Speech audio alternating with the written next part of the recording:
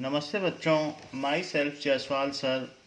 हम पढ़ रहे हैं class 10th social science India and the contemporary world part 2, the rise of nationalism in Europe. Now first we will see one painting of Frederic सॉर्यू।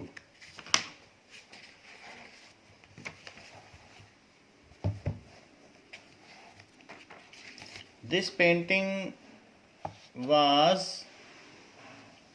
made by an artist which was depicting that it was in 1848 this painting was made, that some of the countries which have moved ahead, these were America and Switzerland, so they were free then, till then 1848 तक ये स्वतंत्र हो चुके थे, and other countries were other nations, other would be nations, अभी वो nation नहीं बने थे, but they were eyeing for being nation. So nationalism in Europe, how nationalism developed. Nationalism से पहले तो किंगडम था, जो एम्पीरियलिज्म था, जो किंग लोग जीत लेते थे उतना उनका टेरिटरी हो जाता था.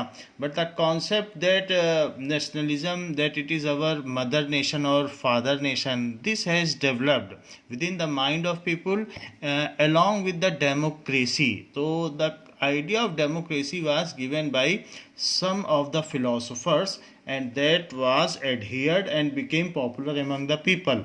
So nation is an entity with the people of same ethics, same language, same culture, and such kind of idea already had developed in America and Switzerland. And this is the Statue of Liberty. ये स्वतंत्रता की देवी है, and they are bowing themselves to her and then moving forward by getting liberty and getting framed as nation.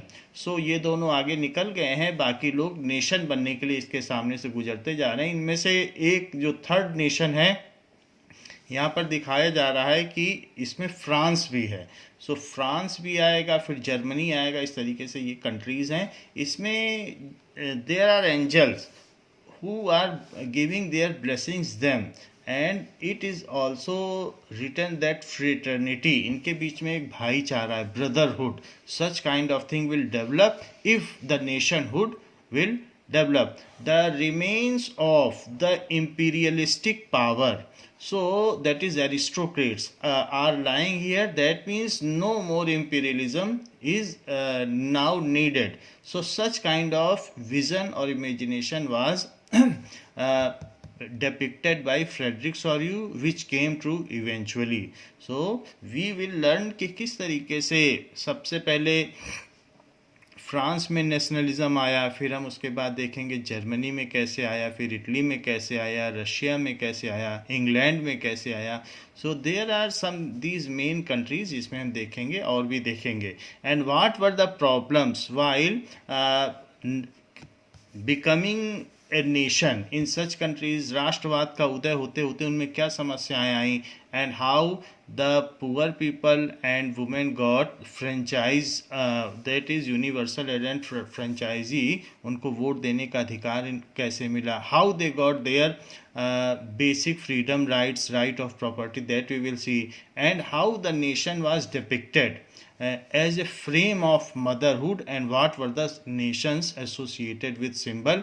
So that क्योंकि nation बना देना अलग बात है, लेकिन नेशन बनने के बाद लोगों में एक कॉन्सेप्ट आ जाए कि हम इस नेशन के हैं. पहले तो लोगों में अपने किंग के प्रति वफादारी होती थी. They were submitted to their king whoever is ruling them, and there were lot of discrimination and difference. Many of the ethics, culture, languages are within one kingdom, but some of the philosophers said the persons of one language, one culture should be an entity as a single nation, and such kind of idea became popular among people, और फिर उसी के हिसाब से ही nation का उदय हुआ. तो इस चीज़ को समझने के लिए now we will recapitulate something before seeing how nationalism developed in France, तो फ्रांस में शुरू में क्या हुआ, 1879 में क्या हुआ था, फिर उसके बाद क्या क्या हुआ, उन सभी इवेंट्स को हम कंटिन्यूली देखेंगे। फिर इसके बाद नेशनलिज्म इन फ्रांस से हम इसकी शुरुआत करेंगे। फ्रांस के नेशनलिज्म से फिर दूसरे देशों में नेशनलिज्म का उदय हुआ। Now nationalism in France. So ये नेशनलिज्म इन फ्रांस के लिए हम 1770 के मैप को देखते हैं। उस समय यूरोपियन कंट्रीज़ की क्या सिचुएशंस थी। Now this is France, this is Austria and Hungary, that is also called that is Habsburg empire. So Habsburg के नाम से इसे जाना जाता था, उसकी ये मोनार्की थी, Austria and Hungary. This is Prussia, that is Prussia, जो बाद में जर्मनी बना। सो यही जर्मनी बना, शुरू में उस समय जर्मनी करके कुछ भी नहीं था। सो प्रूशिया के राजा ने इसको यूनिफाई करके इसको बहुत बड़ा कर दिया था। फिर उसके बाद उसको जर्मनी का नाम दिया, और जो प्रूशिया का राजा था वही जर्मनी का राजा बना। तो इसने इसके अपने आसपास के जितने भी कंट्रीज थे सबको मिला लिया, आसपास की टेरिटरी को, और कुछ पार्ट पोलैंड का भी मिला दिया। फिर इस तरीके से यूनिफिकेशन ऑफ जर्मनी भी हो गया। ऐसे ही हम यहाँ देखेंगे कि यहाँ पर कुछ और भी चीज़ें हैं, जैसे ब्रिटेन है तो इसके बगल में स्कॉटलैंड था, फिर और भी दूसरे छोटे छोटे कंट्री थे, तो उन सबको मिलाकर इसने आयरलैंड थे तो ग्रेट ब्रिटेन बनाया। तो हम ये भी देखेंगे कि यूनिफिकेशन ऑफ ब्रिटेन कैसे हुआ और कैसे वहाँ नेशनलिज्म आया। तो ये सारी चीज़ें देखेंगे। अभी हम यहाँ पर देख रहे हैं फ्रांस।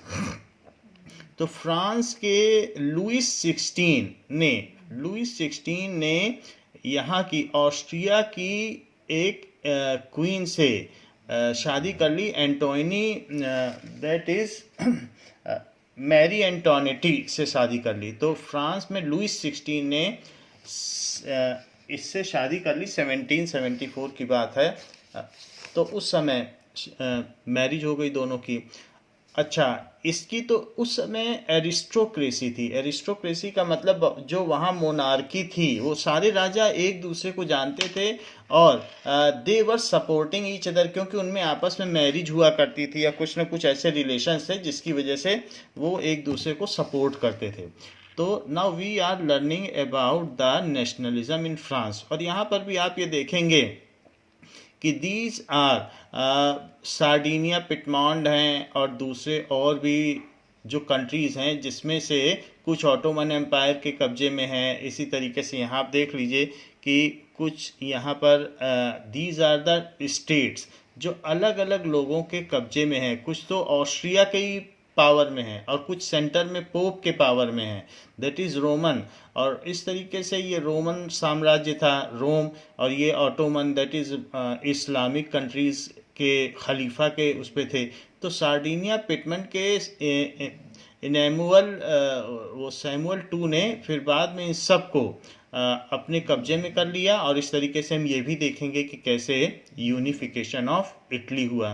तो इटली का भी हम यूनिफिकेशन देखेंगे। हम ये भी देखेंगे कि जर्मनी का कैसे यूनिफिकेशन हुआ। देखिए, अभी प्रशा है तो प्रशा का जो राजा होगा वही बाद में यूनिफाई करेगा, आसपास के एरिया को लेगा और जर्मनी बना देगा। फिर now we are at the time, अभी हम देखेंगे कि फ्रांस का कैसे यूनिफिकेशन हुआ। कुछ चीज़ें हमने फ्रांस के बारे में 9th में भी पढ़ी थी। तो 9th में हमने जो पढ़ा था उसमें से कुछ चीज़ें देखें। तो सबसे पहले लुईस 16 ने यहाँ की रानी से शादी कर ली, एंटोनी, दैट इज़ मैरी एंटोनिटी से। फिर लुईस 16 ने एक गलती कर दी कि उसने यहाँ जो बगल में एक अलग कंटिनेंट है यूएसए, तो यूएसए में ग्रेट ब्रिटेन ने अपनी कॉलोनीज़ बना रखी थी। तो लुईस 16 ने उन कॉलोनीज़ को फ्री करने के लिए, अभी जैसे हमने देखा फ्रेडरिक सॉरियू की पेंटिंग में कि अमेरिका उस समय तक फ्री हो चुका था, तो उसको फ्री करने के लिए जो 13 कॉलोनीज़ थी, इसने बहुत सारा पैसा भेजा, 2 बिलियन लिवरेज भेजे जो उस समय की करेंसी थी, और उसको आज़ाद करा दिया। सो उसके फ्रीडम से इसके ऊपर बहुत सारा, उसको ब्रिटेन से फ्री करा दिया। सो इसके ऊपर बहुत सारा पैसे का बोझ आ गया, बिकॉज उसने उसको दे दिया था। तो अब इसने इसको वहाँ के लोगों पर टैक्स लगाना पड़ा।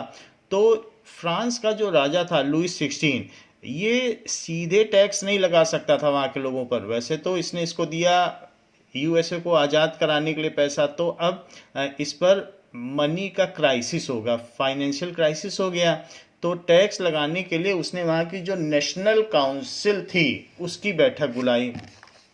नेशनल काउंसिल में जो मेंबर्स थे, तो वहाँ पहले फ्यूडल सिस्टम चलता था, सामंतवाद, क्योंकि एक किंग इतने बड़े टेरिटरी को ठीक तरीके से होल्ड नहीं कर सकता था, तो वो कुछ न कुछ क्लर्जी मैन, जो बड़े बड़े लोग थे, बहुत एलाइट थे या नोबल फैमिली से के थे, शाही परिवार के, उनको जगह जगह बैठा देता था और वो वहाँ से टैक्स लिया करते थे। इसको फ्यूडल सिस्टम कहते हैं। तो उसने वहाँ, और साथ में जो वहाँ के मिडिल क्लास लोग थे उनके भी कुछ रिप्रेजेंटेटिव थे, तो उन सब की एक नेशनल काउंसिल थी, नेशनल असेंबली। तो उसको उसने बुलाया कि अब हमें टैक्स बढ़ाना है लोगों का। So how can we increase tax? उनकी मर्जी से ही बढ़ा सकता था। तो नेशनल काउंसिल में 300 मेंबर्स जो थे, वो जो वहाँ पर भी 3 टीयर सिस्टम चला करता था। तो जो सबसे ऊपर थे उसमें कौन कौन आते थे?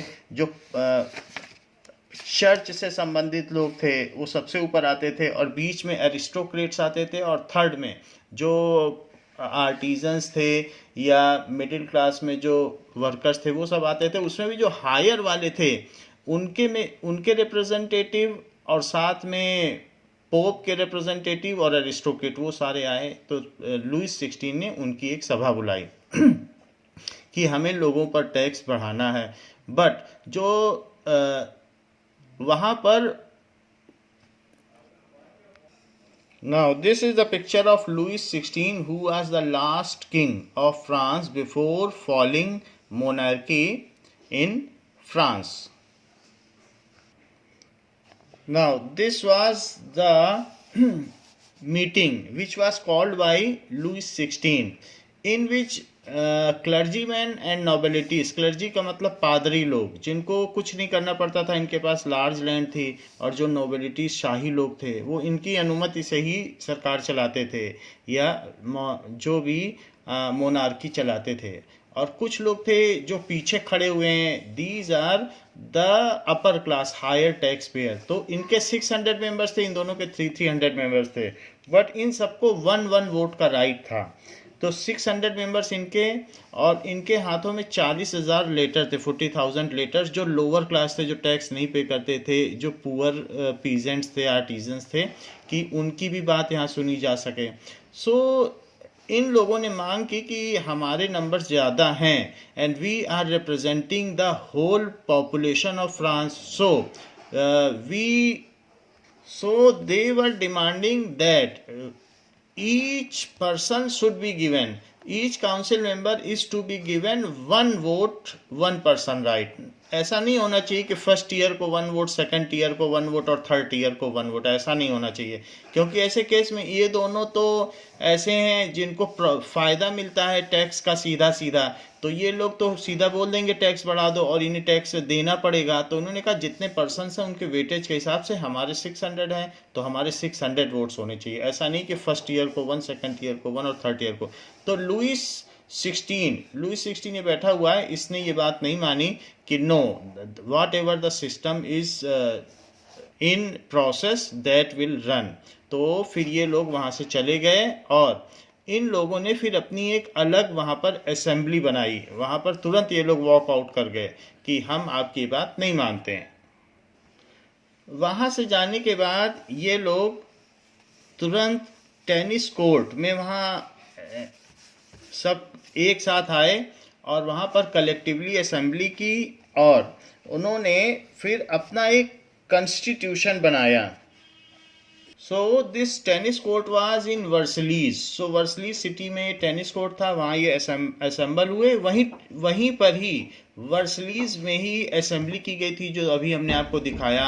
सो द हॉल, उसमें फ्रैंकफर्ट पार्लियामेंट भी वर्सलीज में ही थी जहां पर ये इनकी संसद होती थी। वहीं वो बाहर निकल आए, वहीं टेनिस कोर्ट था और वहीं पर इन लोगों ने अपनी असेंबली की, अपना एक कॉन्स्टिट्यूशन बनाया और that constitution was handed over to Louis 16 that you will be a mirror, you will be a king but you will be under constitution. इसको कहते हैं कॉन्स्टिट्यूशनल मोनार्की, कि आप राजा तो रहोगे but you will follow the constitution. So democratically हम elected हैं, हम जो कॉन्स्टिट्यूशन बनाएंगे, जो संविधान बनाएंगे, whatever will be the law made by us, you have to follow that.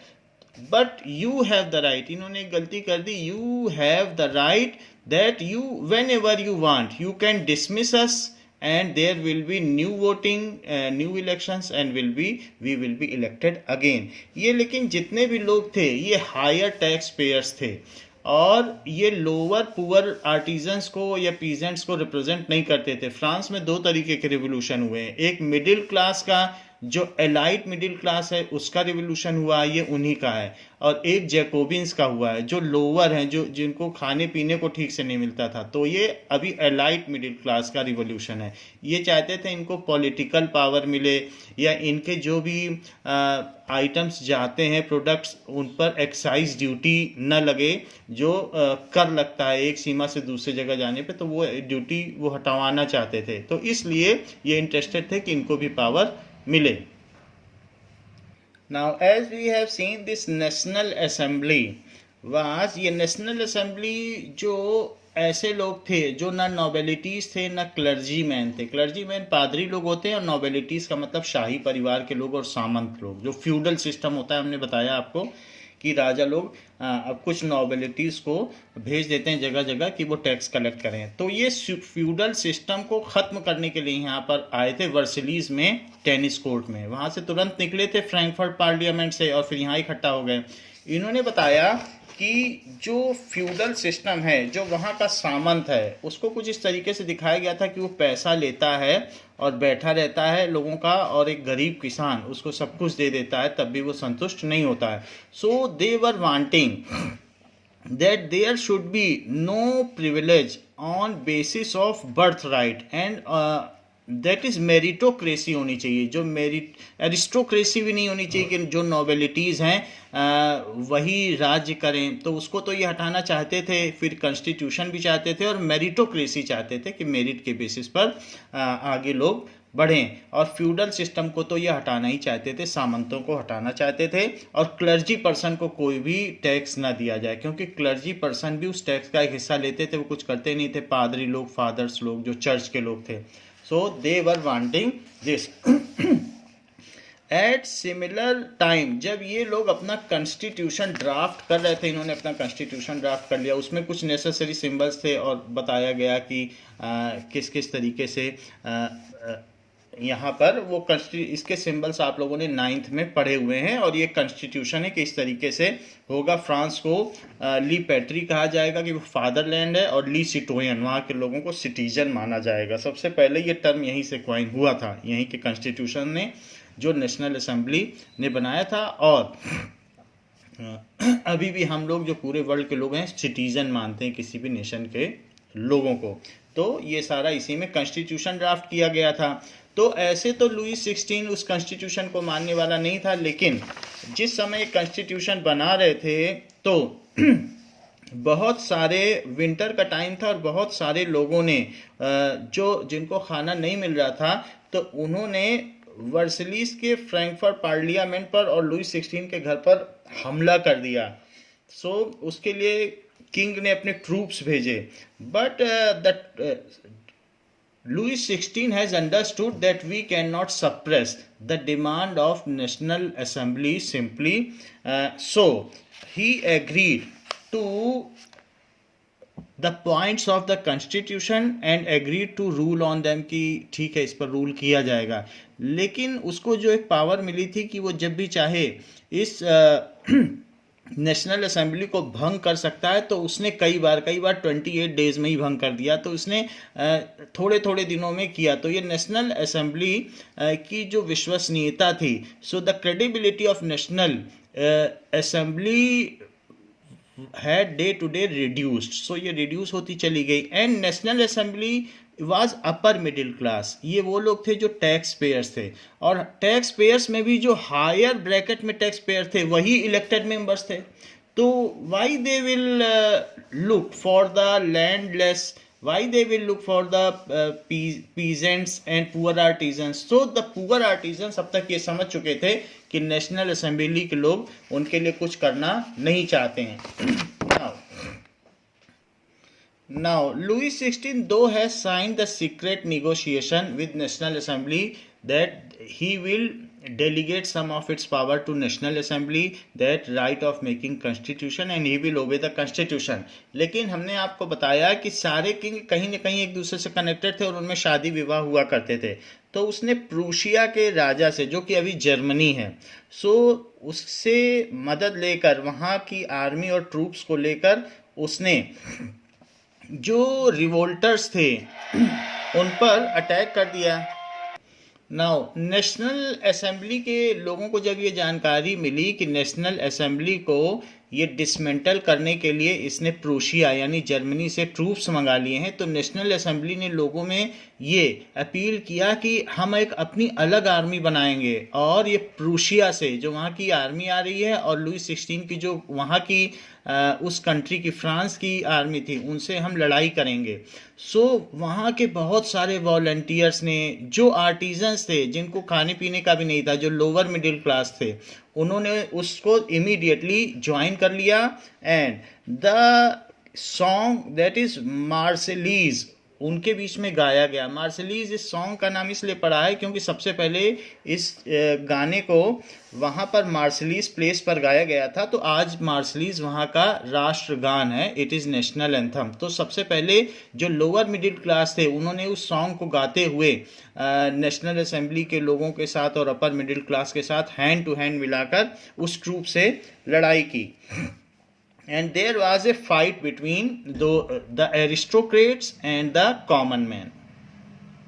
Now they want that this constitutional monarchy is to be permanently abolished। क्यों? क्योंकि उस constitutional monarchy ने लुई 16 ने परेशान कर रखा था, बार बार असेंबली को वो डिसमेंटल कर देता था, फिर से इलेक्शन कराने पड़ते थे, बहुत खर्चा आता था और लोगों के ऊपर अननेसेसरी का बर्डन आता था। तो वो चाहते थे अब लुई 16 को हटा ही दिया जाए।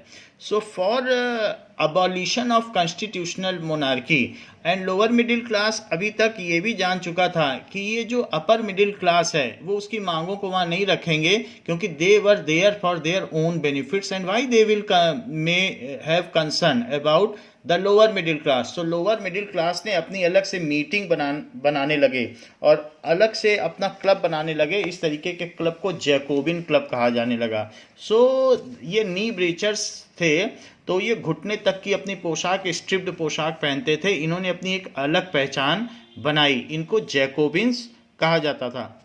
और ये रेड कलर की कैप लगाते थे और स्ट्रिप्ड चीज़ें पहनते थे, ट्राउजर्स पहनते थे। सो जैकोबिन्स बिकेम पॉपुलर। अभी हम देखेंगे, और इन्होंने एलेगरी करने भी शुरू कर दी कि जैसे ये रूपक कि उन्होंने मैरियाने को बोला कि हमारा राष्ट्र है, ये एक लेडी है, ये जो डीटी है, मैरियाने अपने नाम दिया उन्होंने कि उसकी ये पोशाक होगी, उसके हाथ में रेड कलर का कैप होगा और इस तरीके के उसका ब्लू एंड वाइट कलर की शर्ट होगी इस तरीके से, और उसके हाथ में कॉन्स्टिट्यूशन होगा। So such was a figure of nation made कि अब now we will be converted into nation.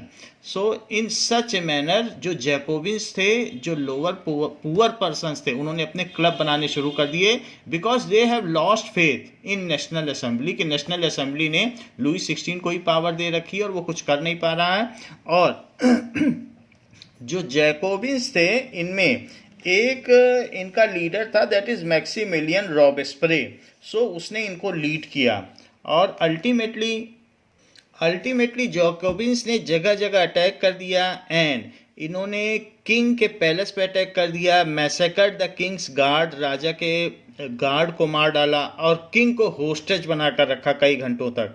Now the king was abdicated from its post. जो लुई 16 था उसको उसकी पोस्ट से हटा दिया गया। And now newly elected assembly, फिर से असेंबली हुई और अब उसको कन्वेंशन कहा गया। पहले नेशनल असेंबली थी, अब लेकिन जो जैकोबिन्स क्लब ने ये सब किया, उन्हीं का करना था। ये जो लोअर मिडिल क्लास थे उन्होंने अटैक किया, रिवोल्ट किया और किंग को एब्डिकेट करवाया, तो अब नई असेंबली बन गई, तो उसका नाम पड़ गया कन्वेंशन। पहले नेशनल असेंबली थी, अब कन्वेंशन बन गई। कन्वेंशन का जो लीडर था वो मैक्समिलियन रॉबेस्पियर था।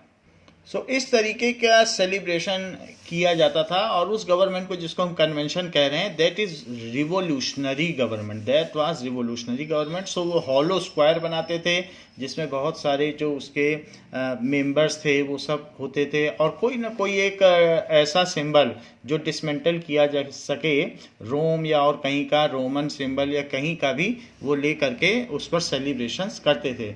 Now the Robespierre came in power, the Louis 16 was executed, उसका गला काट दिया गया पब्लिकली। एंड द क्वीन जो मैरी एंटोनिटी थी उसकी वाइफ, उसको भी वही काम किया गया, उसको भी मार दिया गया। बट जो रॉबेस्पियर था, अब ये लोअर मिडिल क्लास जो लैंडलेस थे उनका लीडर था, जो जैकोबिन्स थे उनका लीडर था। तो इसने उन सभी को, जो लोग क्लर्जी मैन थे, जो नॉवेलिटीज थे, उनको मारना शुरू कर दिया, क्योंकि ये जो लोअर मिडिल क्लास थे इनके अंदर एक फीलिंग थी कि इन्हीं लोगों ने हमको गरीब बनाया है। तो इसने एक तरफ से सबको एग्जीक्यूट करना शुरू कर दिया, गला काटना शुरू कर दिया, गुलोटिनाइज करना शुरू कर दिया। गुलोटिनाइज में एक ऊपर से बहुत ऊंचाई से एक तलवार फेंकी जाती है, वो गला कट जाता है, गला बहुत दूर गिरता है। उसी साल गुलोटिन का आविष्कार हुआ था, इन्वेंशन हुआ था, और उसने लोगों को गुलोटिनाइज करना शुरू कर दिया था। whoever were the opposers of Robespierre, they were immediately executed. Even those who were supporters, they were fearing that such a kind of radical person came in power. So a widespread anger or atrocity was felt spread between all the persons of France. कोई भी अब Robespierre को पसंद नहीं करता था। Though there were some economic improvement were done by Robespierre, he has maximized the ceiling of wages and prices कि ज़्यादा से ज़्यादा लोगों को पैसे मिलें जो गरीब लोग हैं काम करने का। Meat and bread were ration, that उनकी राशनिंग की गई गवर्नमेंट की तरफ से, बेचा जाने लगा। Peasant were force to transport their grain to cities and sell it to government. किसानों से बोला जाने लगा कि आप अपना अनाज गवर्नमेंट को बेचेंगे।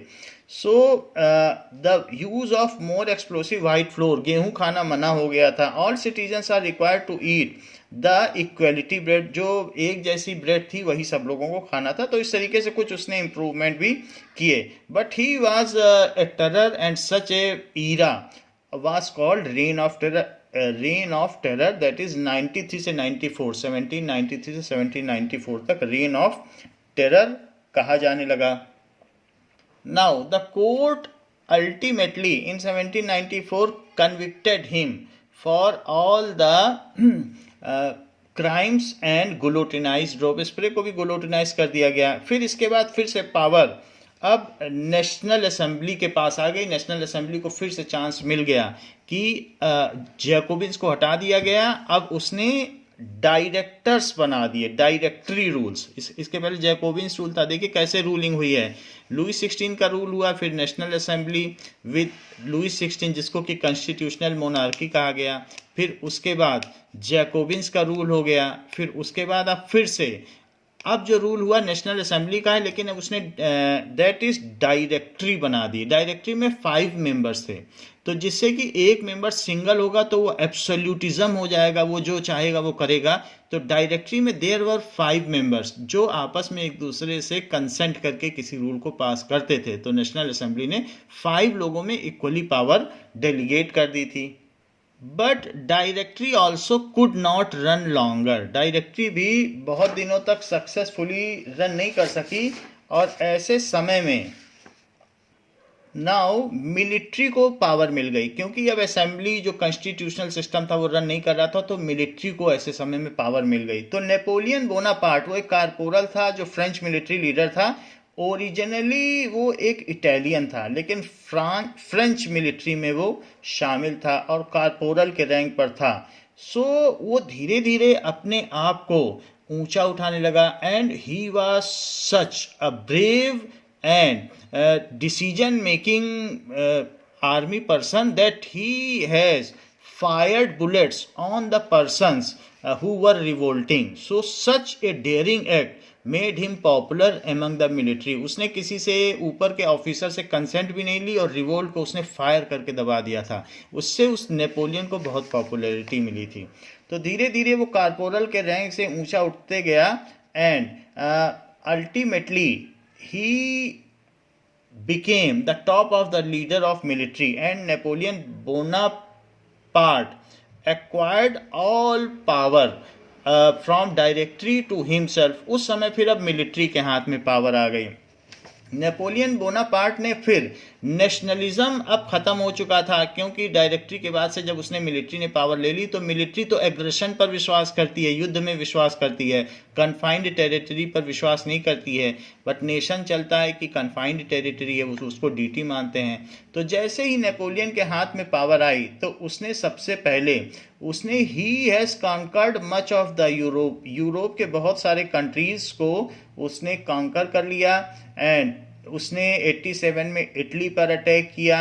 उसने इसके अलावा रशिया, ऑस्ट्रिया, रोमन एम्पायर और प्रूशिया के बहुत सारे कंट्रीज में उसने अटैक कर लिया। कम से कम उसने 20 आसपास के टेरिटरीज को अपने कब्जे में कर लिया था, and the 70 of the world countries were affected by Napoleon's code. उसने अपने कुछ कोड बनाए थे, that is uniform measurement system. So उसको लागू किया, सो यूनिफॉर्म मेजरमेंट सिस्टम लागू किया। इसके अलावा उसने he has reorganized education, he has made Napoleon code, that is judiciary और एग्जीक्यूटिव, और इसके अलावा जो legislative, so legislative, judiciary and executive. Legislative कानून बनाती है, जुडिशरी ये देखती है कौन से लोग उस कानून को नहीं मान रहे हैं, और एग्जीक्यूटिव वो होता है जो उनका पालन करवाए। जैसे पुलिस सिस्टम है, ये एग्जीक्यूटिव में है, जो गवर्नमेंट सर्वेंट है वो एग्जीक्यूटिव में है। तो इस तरीके के टीयर सिस्टम उसने बनाए। एजुकेशन की अच्छी पॉलिसी बनाई। सो ये जो भी उसने पॉलिसी बनाई वो 70 कंट्रीज में उसका इफेक्ट हुआ, और लोग जानने लगे कि there are some good works done by Napoleon. He has also introduced, that is meritocracy. on aristocracy abolish कर दी, और मेरिट के बेसिस पर अब लोगों को नौकरी मिलने लगी। सो इसको कहते हैं meritocracy. And equality before law was also introduced, that everybody is equal in front of law. There is no merit in front of law. Everybody is equal. Also, the tolerance for religion, religious tolerance was also introduced, that no religion is smaller or no is superior or inferior. So ये भी एक चीज की। The modern secular education system was also introduced by Napoleon along with the uniform measurement system. उस समय जैसे measurement की unit LA थी, तो अलग अलग कंट्रीज में जाने पर LA के अलग अलग मेजरमेंट्स थे। तो उसने जितनी territory, most of the European territories was occupied by Napoleon. So उसने सब जगह LA की एक ही मेजरमेंट कर दी, जिससे कि लोगों को, और जो एक्साइज ड्यूटी 40 जगह पर अलग अलग देनी पड़ती थी, उसने उसको लिमिट करके 2 जगह कर दी, कि जो ये कर देना पड़ता है, टैक्स देना पड़ता है, वो सिर्फ अब 2 जगह देना पड़ता था, और मेजरमेंट भी यूनिफॉर्म हो चुका था। सो नाउ नेपोलियन ने कुछ और भी अच्छे काम किए, कि उसने जो स्लेवरी थी, जो स्लेव्स थे, उस समय कॉलोनाइजेशन था, तो लोग वहाँ से स्लेव्स ले आते थे और अपने यहाँ रखते थे, बट उसको उसने अबॉलिश कर दिया, स्लेवरी को हटा दिया। And now Napoleon has a slogan that he want that the Europe should get modernised. So वो लोगों में ये फीलिंग डालना चाहता था कि हम आपको फ्री करेंगे। बट वो अपनी आर्मी को बढ़ाता चला जा रहा था. So for the militarisation there was a lot of money required. So whatever the territory he has acquired, so some Zuckerberg is making mockery of the Napoleon's concept of giving freedom, that some of them are getting punished. The people, the territory which had been won by Napoleon, वहाँ के लोगों को वो परेशान करता था, उनसे taxes लेता था और फ्रीडम के नाम पे कुछ भी नहीं देता था. दो the Napoleon code was applicable but they were under the burden of taxes. तो उनसे टैक्स लेता था और कोई भी लोग नेपोलियन से खुश नहीं थे. धीरे धीरे उसकी पॉपुलैरिटी कम होने लगी. नेपोलियन ने बहुत सारे प्लेसेस को अपने अंडर में कर लिया था. उसने हॉलैंड, स्विट्ज़रलैंड, ब्रुसेल्स, मेंस, मिलान, वर्सो और इसके अलावा उसने बहुत सारे और भी राइनलैंड कई जगहों को कैप्चर कर लिया था. एंड उसका जो सबसे बड़ा ब्लंडर था, उसने रशिया पर अटैक किया. तो रशिया पर जब अटैक किया तो वहाँ के ट्रूप्स के साथ ऑस्ट्रियन एक मेटरनिख था. तो जो ऑस्ट्रियन स्टेट्समैन था, मिनिस्टर ऑफ फॉरेन अफेयर्स, विदेश मंत्री था ऑस्ट्रिया का. तो हमने देखा कि ऑस्ट्रिया कहाँ है, जर्मनी के साथ ऑस्ट्रिया हंगरी, जहाँ पर हैब्सबर्ग एम्पायर का राज्य रहा करता था. तो वहाँ का एक मेटरनिख था. तो मेटरनिख वहाँ का विदेश मंत्री था ऑस्ट्रिया का. उसने रशियन ट्रूप्स के साथ मिलकर नेपोलियन वन को हरा दिया और हराने के बाद जो मोस्ट ऑफ द लैंड थी फ्रांस को वो वापस करनी पड़ गई. जिसकी लैंड थी उसको वापस करनी पड़ गई. Now this is the picture of Napoleon Bonaparte who was emperor of France. ये emperor, इसने अपने आप को emperor ही बना दिया था, मिलिट्री का सुप्रीम था. ये 1804 से 1814 तक इसने वहाँ पर राज्य किया. सो रूल्ड फ्रॉम 1804 टू 1814. फिर now this is the map. The red region is the region which was acquired by Napoleon. You can see the Spain, some of the region of Italy, then other regions, some of the Austrian region, and there are also some other region, Rhineland. Some of the Rhineland was also occupied. So he has extended the most of the European region was acquired by Napoleon, and now he want to attack on Russia.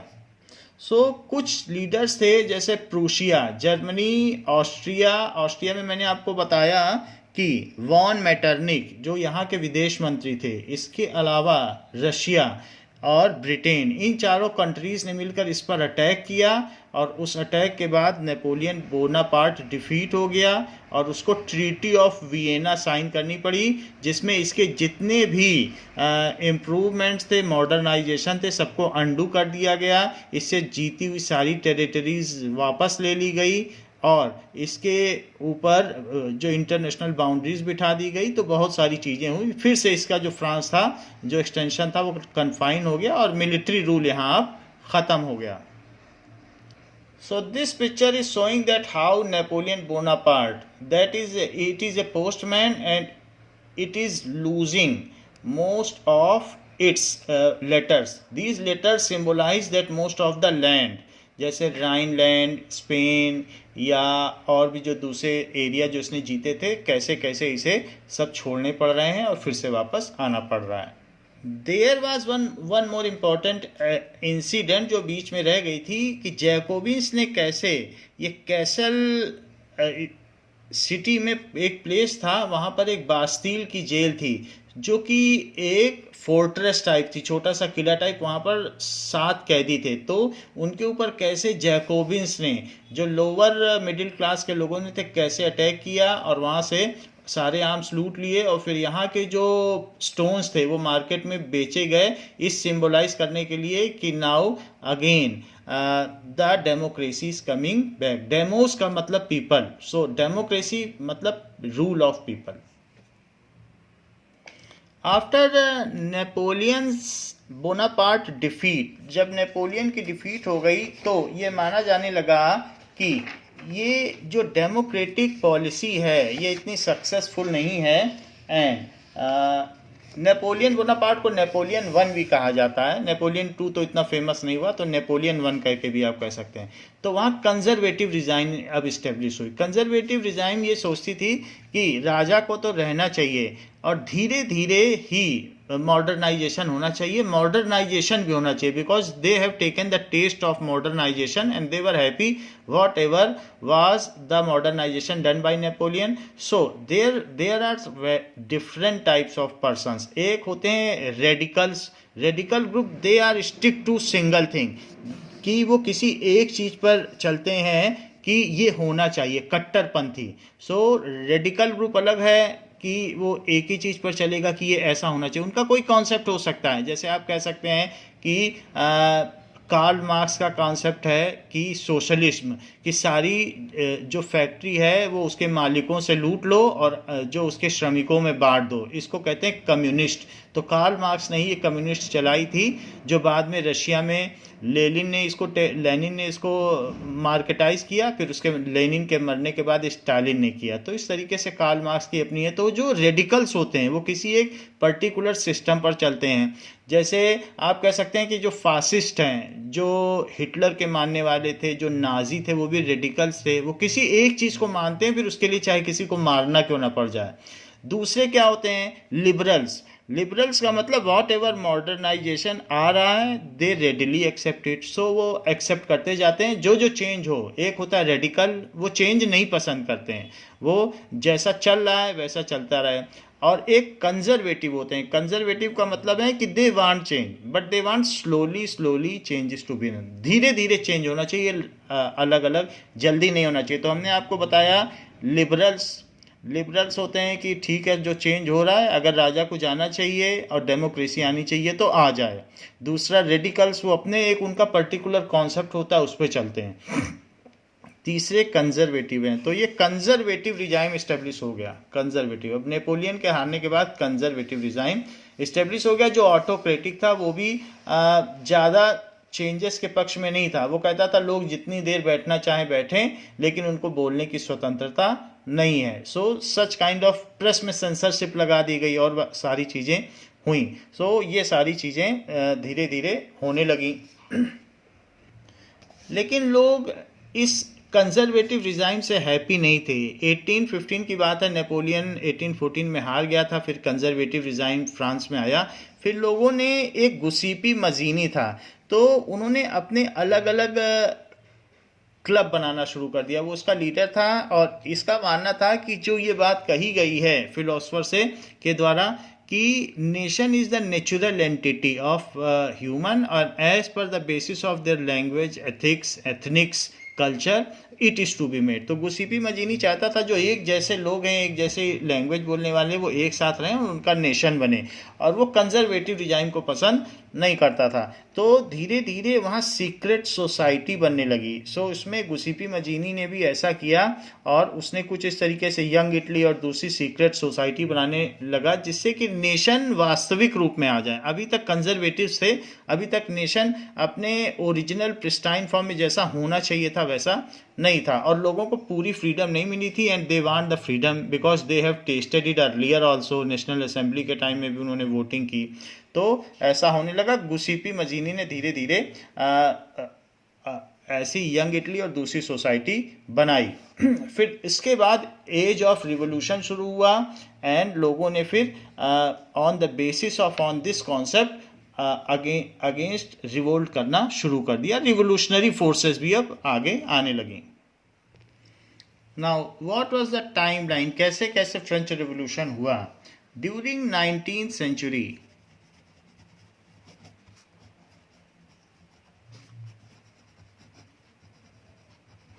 that is from 1800 to 1900, nationalism emerged as a force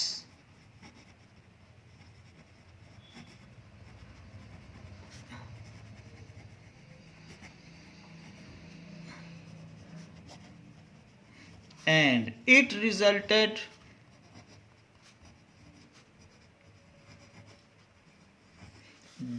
demolition of imperialism or aristocracy and the bringing of nation state.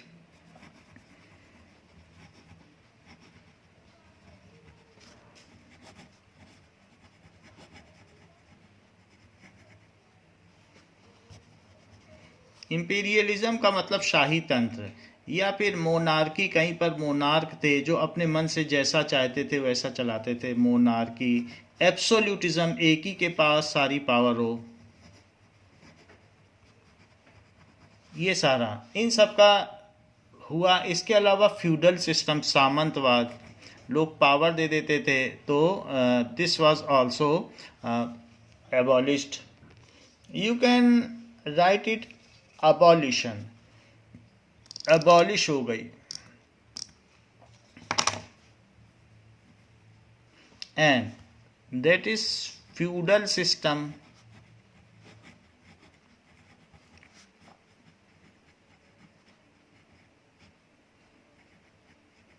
तो इनका ये abolish हो गई। And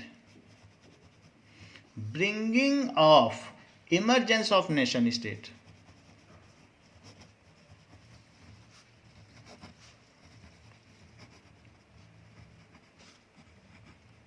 so 19th century इसी चीज के लिए जानी जाती है। नाउ फ्रेडरिक सेर्यू जो एक फ्रेंच आर्टिस्ट थे, इनके बारे में भी क्वेश्चन आता है। सो फ्रेडरिक सेर्यू ने एक अच्छा विजन पेश किया था और बड़ी पेंटिंग बनाई थी, वॉल पेंटिंग। सो ए फ्रेंच आर्टिस्ट, फ्रांस के ही थे, visualized his dream of a world made of democratic and social republic.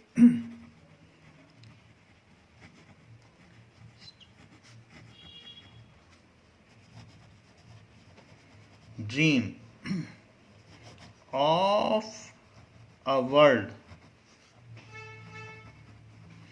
made up of democratic and social republic.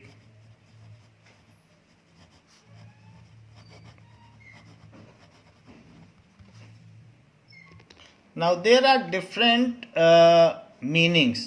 That is, demos का मतलब people. So it is ruled by people. Socialist, what does it mean by socialist? That is the parity among all section of society. There should not be any disparity. कोई अमीर ना हो, कोई गरीब ना हो, इसको कहते हैं सोशलिज्म। सो दैट मीन्स उनके बीच समानता हो, parity among all sections of society. और रिपब्लिक का मतलब क्या होता है? It is the elected representative with elected government by people. Elected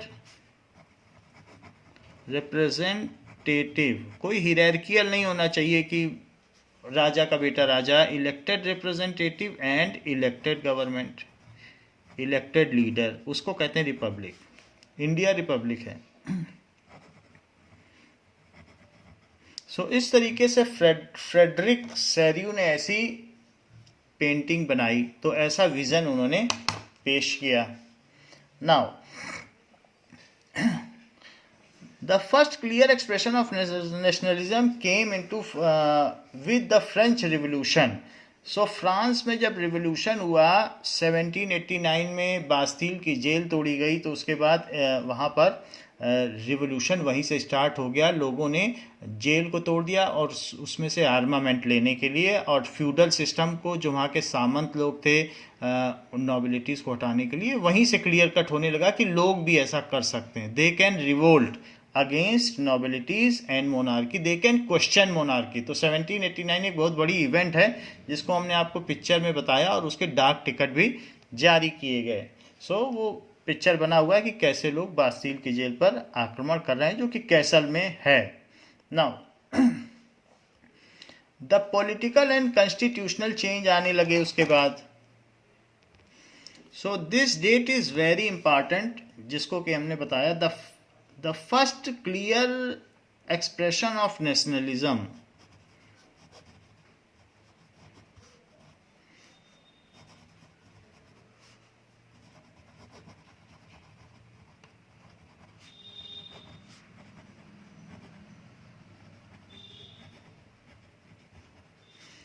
came with French Revolution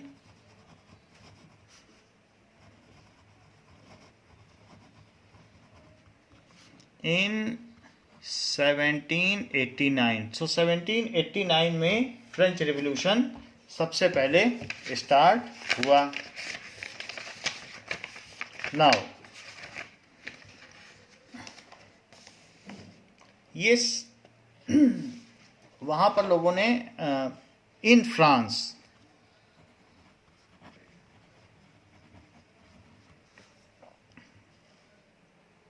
now French revolution जिसको 1789 की बात मैं बता रहा हूँ, तो उस समय की ही ये बात है कि वहाँ फ्रैंकफर्ट में एक पार्लियामेंट बुलाई गई, लुईस 16 ने बुलाई कि अब हमें टैक्स बढ़ानी चाहिए. लेकिन जो मिडिल क्लास, जो थर्ड टियर के लोग थे, उन्होंने इसको अपोज किया. बोला कि जो थर्ड स्टेट के लोग थे, थर्ड स्टेट के लोगों ने, नेशनल असेंबली के लोगों ने वहाँ से बाइकआउट कर दिया कि सबको सिंगल सिंगल वोट मिलने चाहिए, ये नहीं कि हर एक स्टेट को एक एक वोट मिलना चाहिए, नहीं तो अपर 2 स्टेट जीत जाएंगी और थर्ड स्टेट रह जाएगी, क्योंकि उसको तो टैक्स देना है और जो लेने वाले हैं वही जीत जाएंगे.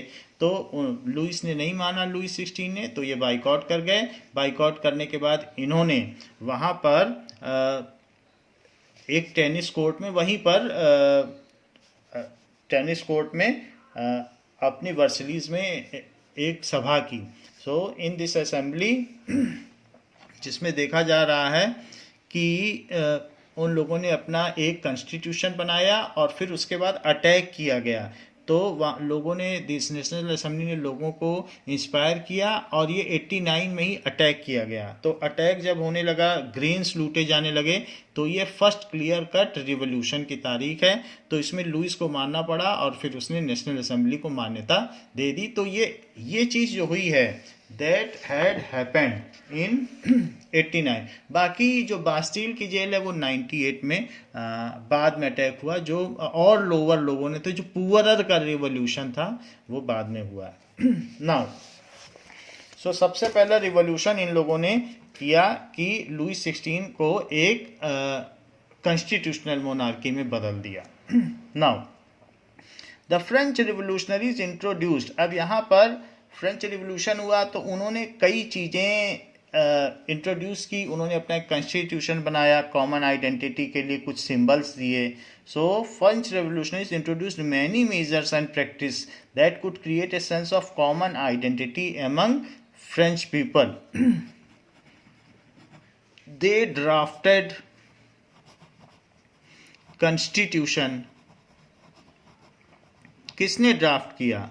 National assembly. So they drafted constitution and incorporated various measures and practices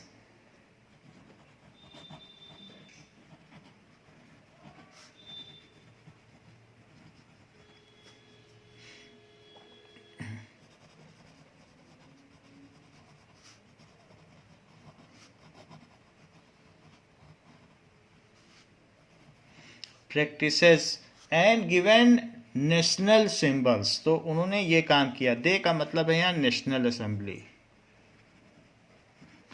दो नेशनल असेंबली उन्हीं की थी, वही वोट दे सकते थे जो टैक्स पेयर्स थे. तो नेशनल असेंबली ने ये ड्राफ्ट किया. एंड गिवन सिंबल, जैसे मैरियानी वहाँ की देवी बताई गई, राष्ट्र की देवी, और फिर कुछ और सिंबल्स भी दिए गए कॉन्स्टिट्यूशन में. Given symbols to nation, for उनके नेशंस के लिए, टू गेट नेशनहुड. ऐसा वहाँ के identity of nationhood.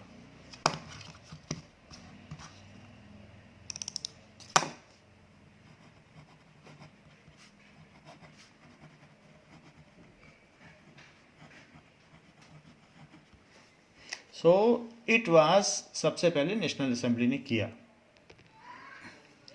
Now Louis XVI has accepted constitutional monarchy.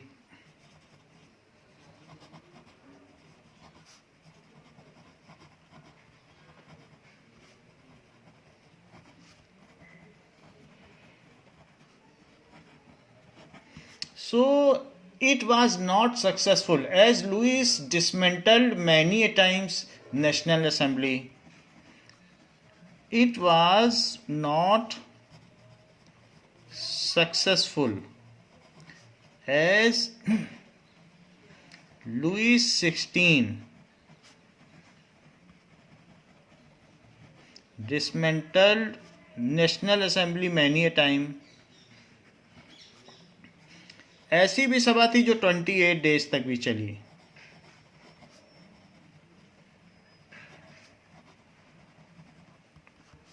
Times. After that, Jacobins, the lower middle class people revolted. ये तो अपर मिडिल क्लास वालों का था जो नेशनल असेंबली थी, ये तो टैक्स पेयर थे. So after that Jacobin clubs were formed by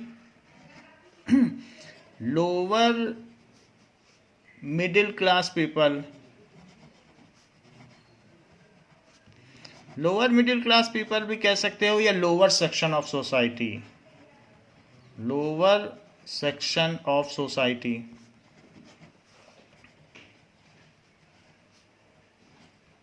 And their leader was Maximilien Robespierre.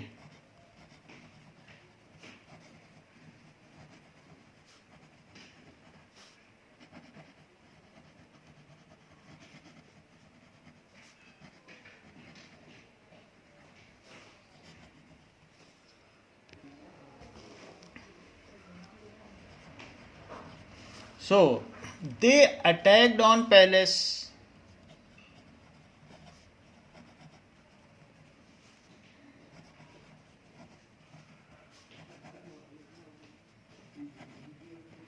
And held king hostage. उसके गार्ड्स को मार डाला. Held king hostage. उसे बंधक बना लिया. Robespierre seized power. So Robespierre अब वहाँ का न्यू रूलर बन गया and he has killed, that is executed Louis XVI along with his wife. So Robespierre seized power, अपने कंट्रोल में कर लिया.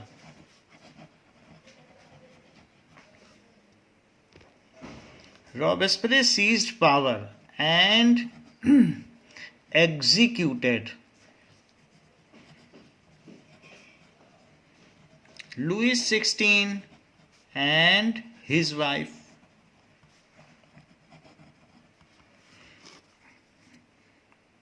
There were some measurements done in society, some improvements done in society by Robespierre, but he was a radical. वो कट्टरपंथी था. So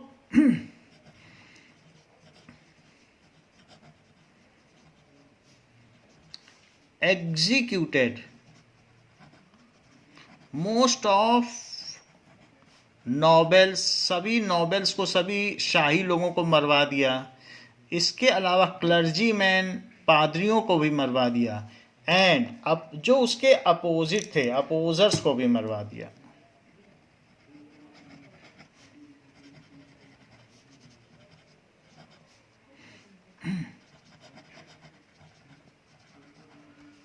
He introduced some measurements to improve the economy or lifestyle of people. However, ultimately, he was also guillotinized.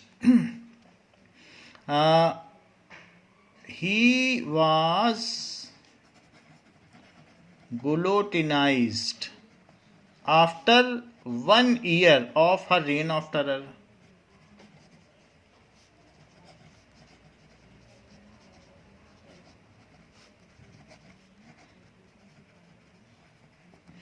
सो यहाँ हम देखते हैं कि middle class से lower middle class यानी जैकोबिन्स के पास सत्ता आ गई। अब जैकोबिन्स के पास जब पावर आ गई तो फिर उनके पास से चली गई जब रॉबेस्पियर चला गया। Now the power again shifted to upper middle class, that is national assembly. Now power in France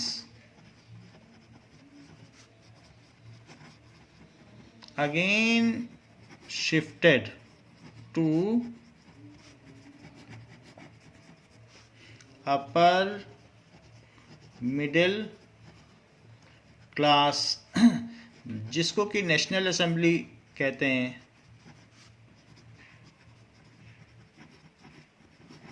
So they now made a directory.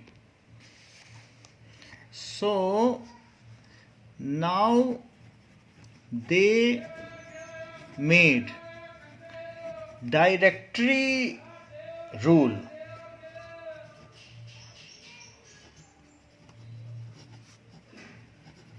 So council of 5 members, 5 heads.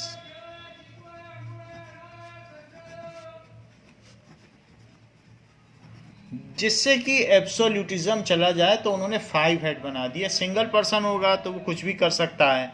सो इस तरीके से उन्होंने डायरेक्टरी बना दी। So it was directory was also unsuccessful. 5 person एक साथ rule नहीं कर सकते थे। इट बिकेम अनसक्सेसफुल क्योंकि वो कोई निर्णय नहीं ले पाती थी। Unsuccessful. So military became strengthened.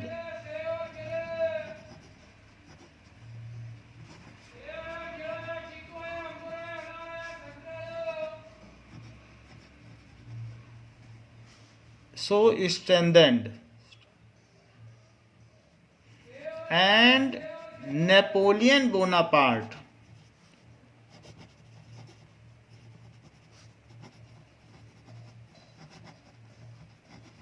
जो कि अपनी स्किल से कारपोरल से हायर रैंक तक पहुंचा था और वो 1804 से 1814 तक उसने रेन किया, शासन किया। सो रेन्ड, उसने इतने समय तक शासन किया। So Napoleon Bonaparte made ruler of France. So it is now again an era of absolutism. So absolute power हो गई, एक आदमी चलाएगा, फिर चाहे वो इंपीरियलिज्म ना हो, एक आदमी कोई भी अगर रूल करेगा और जुडिशरी को नहीं मारेगा उसको एब्सोल्यूटिज्म कहेंगे। इट वाज एन ईरा, ये एक ऐसा समय था जो एब्सोल्यूटिज्म का था, एक ही आदमी चला रहा था, एक ऐसा युग था। So era of So he strengthened या increased military power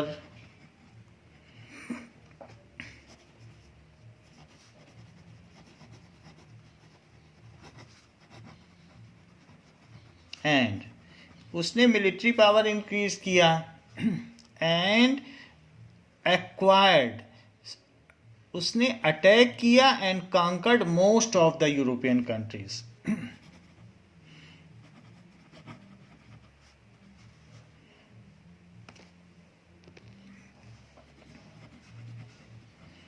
Most of the European countries. So he has incorporated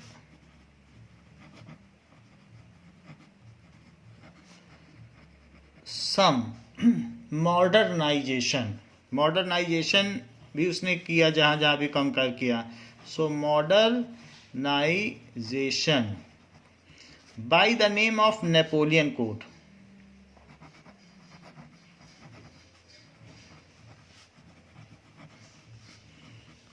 So he incorporated uniform measurement system.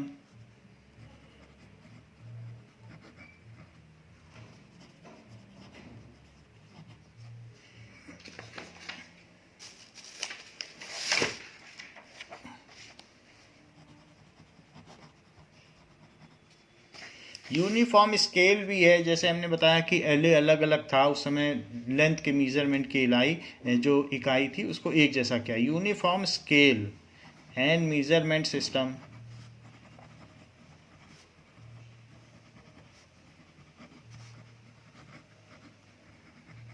He introduced modern education system. इसके अलावा ये भी बड़ा काम उसने किया कि मॉडर्न एजुकेशन सिस्टम को भी उसने लागू किया।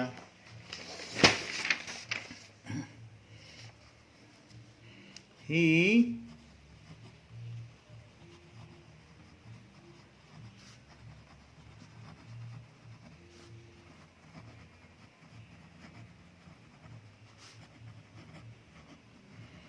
जुडिशरी अलग अलग उसने बना दी। जुडिशरी जैसे एक होती है कि सुप्रीम कोर्ट, हाई कोर्ट, फिर सेशन कोर्ट, ऐसे ही इम्प्रूव्ड जुडिशियल सिस्टम। ही और उसने दो तरीके की होती है, एक होती है जो क्राइम की और एक होती है जो पैसे के मामलों की, दीवानी और फौजदारी। अलग अलग जो कोर्ट होती है, तो क्रिमिनल कोर्ट अलग होती है, तो क्राइम के लिए अलग कोर्ट बनाई और जो पैसे के बंटवारे के लिए उसने अलग कोर्ट बनाई। So he improved judicial system.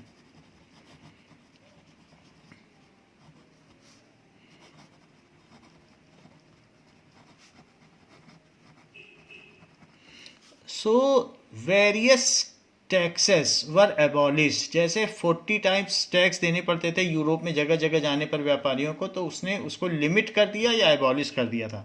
So various excise duty, एक रीजन से दूसरे रीजन पर जो एक्साइज टैक्स लगते हैं जाने पर, वो हटा दिए। Many excise taxes were abolished for smooth trading.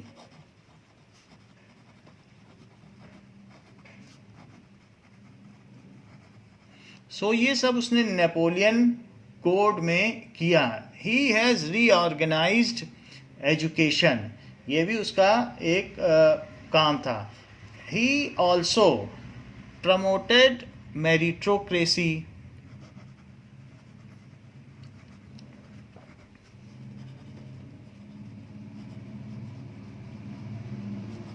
Merit के बेसिस पर आगे बढ़े। And abolished feudal system. अब किसी क्लर्जीमैन को या पादरी को कोई टैक्स नहीं मिलेगा, जो लोग टैक्स देंगे उसमें से किसी चर्च को टैक्स नहीं मिलेगा। तो फ्यूडल सिस्टम, और किसी राजा का कोई भी व्यक्ति कहीं पर टैक्स लेने के लिए नहीं बैठेगा। तो फ्यूडल सिस्टम सामंतवाद है, उसको हटा दिया। सो 3 स्टेट सिस्टम भी हटा दिया, फ्यूडल सिस्टम भी। And he has given equality before law. Given, सभी लोग न्याय के सामने एक हैं। So given equality before law. also given religious toleration, introduced laws for religious tolerance, कि सभी के धर्मों का सम्मान होना चाहिए। सो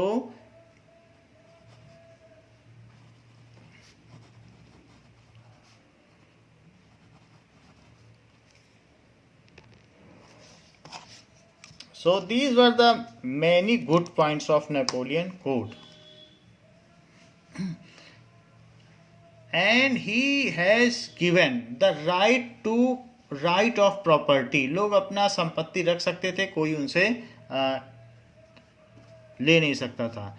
So he has given right of property, संपत्ति रखने का अधिकार।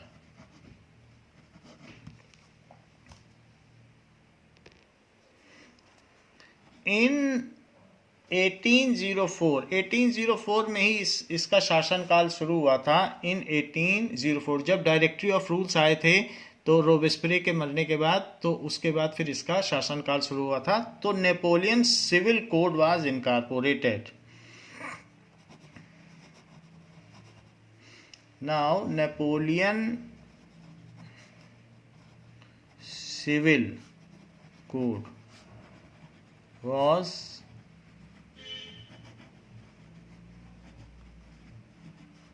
incorporated. Now, in 1815, so 4 countries, that is Britain, इसने रशिया पर अटैक कर दिया था, तो उसी से गड़बड़ हो गई। Britain, Russia, Austria and Prussia. Austria में ही हैब्सबर्ग एम्पायर था, तो हमने आपको मैप में दिखा दिया था। And Prussia combinedly attacked on Napoleon I and defeated.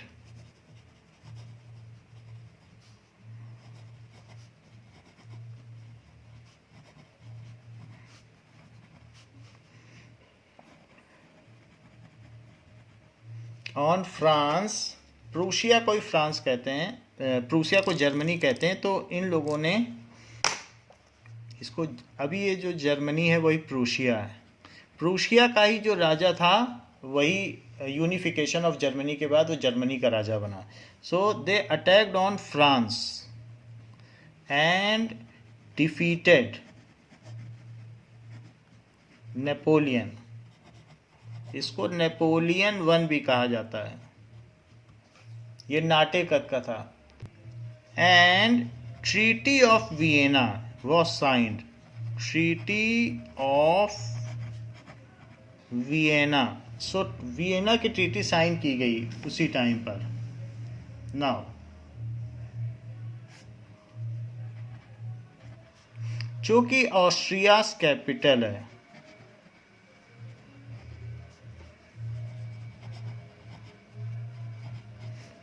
was signed. So it has undone all the measurements taken by Napoleon. So it included undo of all Napoleon code and the territory won by Napoleon was taken back.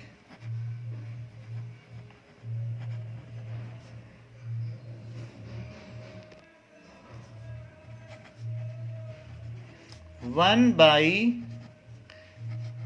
Napoleon was taken back. सो ये treaty of Vienna important है। इसके बाद Napoleon को हटा दिया गया वहाँ से, अब उसके हाथ से सत्ता चली गई। नाउ नेपोलियन 1815 में वाटरलू, जो कि बेल्जियम में, वहाँ पर उसकी डिफीट हुई थी। So Napoleon was defeated in Waterloo, situated in Belgium. Belgium top of Europe है, नॉर्थ में।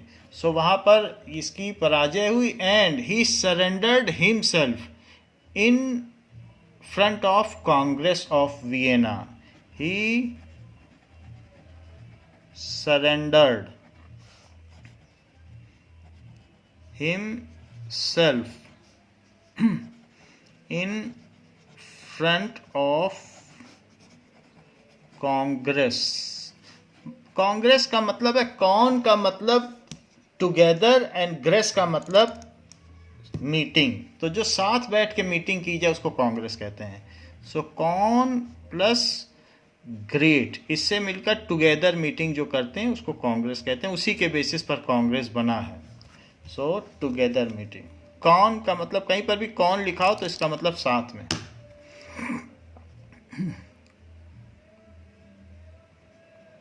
कॉन्ग्रुवेंट या कहीं पर भी कौन हो तो इस तरीके से माना जा सकता है। कनकरेंट और ग्रेट का मतलब मीटिंग।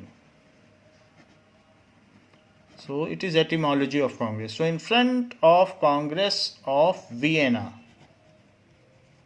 वीना की जो कांग्रेस थी, फिर इसको एग्जाइल में भेज दिया गया, वहाँ से देश निकाला दे दिया गया और पनिशमेंट दे दिया गया। सो इस तरीके से अब इसकी हार हो गई। तो जब इसकी हार हो गई तो अब फ्रांस में क्या हुआ? फ्रांस में now the power came back to conservative. Now उसके मोस्ट ऑफ द टेरिटरीज भी ले लिए गए, सब कुछ ले लिया गया। नाउ इन फ्रांस, हम तो फ्रांस की बात कर रहे हैं, पावर मिलिट्री पावर से अब हट गई। Power came back to conservatives. Who were conservatives? Conservatives believe that there should be change, but it should be at very slow process. So conservatives believed that there should be change, but at very slow process. Monarchy भी रहनी चाहिए ऐसा वो सोचते थे। So believed that the changes in society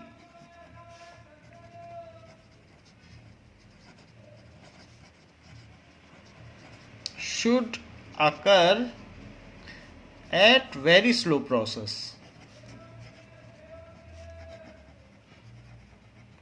So they were now dethroned by revolutionist. जो revolution थे वो चाहते थे अचानक चेंज आए, सडनली चेंज आए। तो कंजर्वेटिव की जो प्रोसेस ऑफ रूलिंग थी वो लोगों को पसंद नहीं आई। 1815 से कंजर्वेटिव सब शासन करने लगे थे।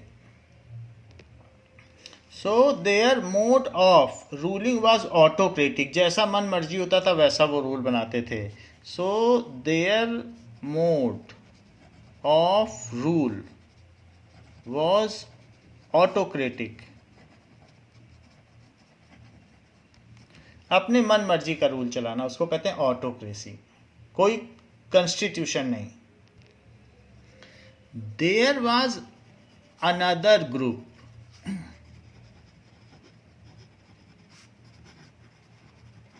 sprang in France as well as neighboring region। जहाँ पर भी नेपोलियन ने जीता था उन सभी जगह पर अब रिवोल्यूशनरिस्ट आ गए।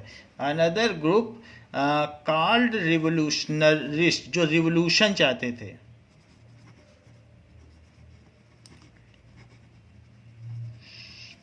रिवोल्यूशनलिस्ट sprang, फला फूला, in France and other region। Secret societies were made।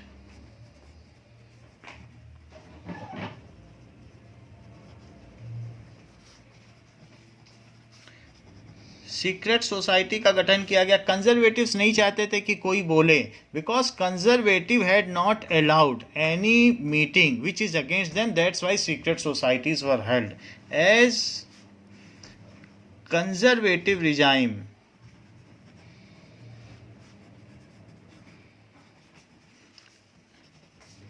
never wanted any kind of political activity,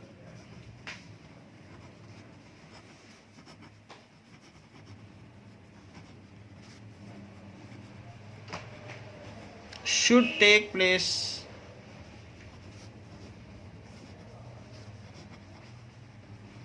which is against them।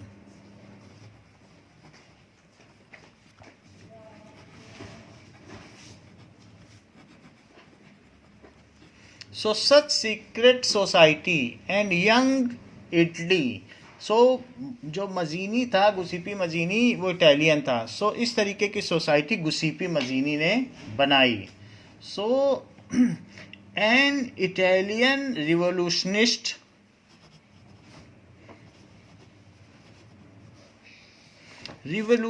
क्या चाहते थे? सडन चेंज हो, इस तरीके से. वो कंजर्वेटिव की तरह नहीं थे कि धीरे धीरे चेंज आए. सो इटालियन रिवोल्यूशनिस्ट, आंदोलनकारी भी कह सकते हैं. जबकि कंजर्वेटिव को रूढ़िवादी कहते हैं, कि पुरानी परंपराओं में बंधे हुए. तो वो रूढ़िवादी थे, वो चाहते थे जैसे चल रहा वैसे चलने दो. और ये थे आंदोलनकारी, ये अचानक चेंज चाहते थे. So an Italian revolutionist Giuseppe मजीनी,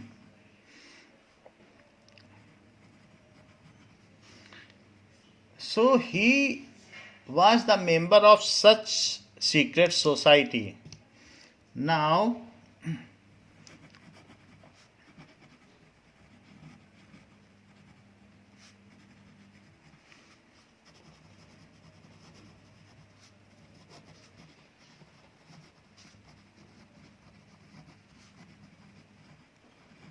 ये कंजर्वेटिव रिजाइम को फ्रांस से हटाना चाहती थी.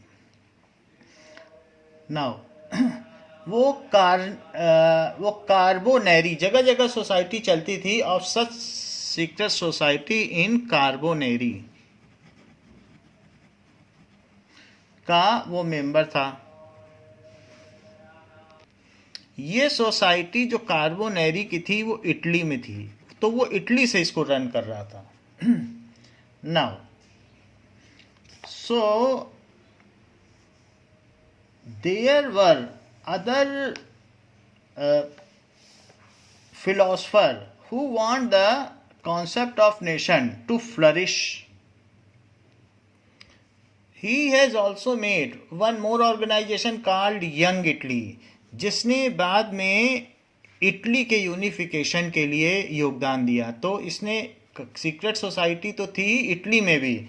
सो he has formed another society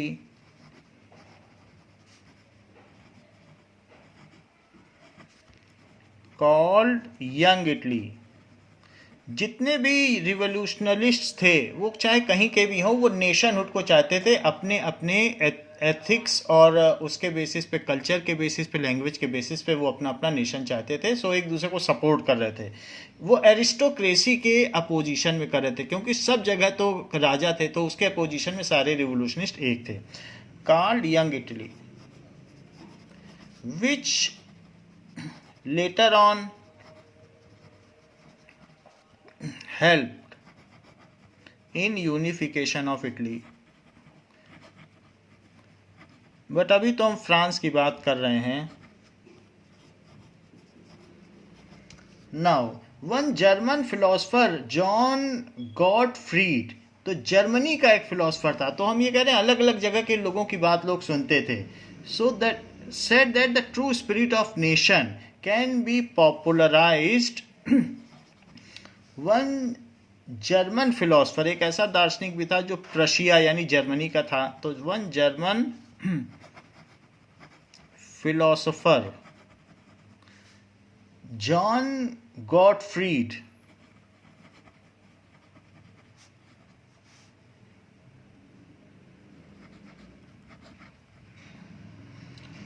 उसने क्या किया? Herder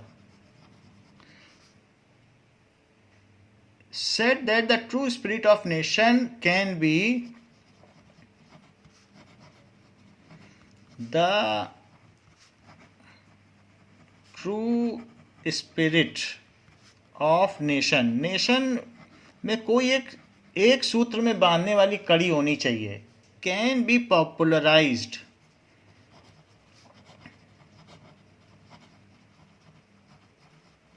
कैसे पॉपुलराइज की जा सकती है?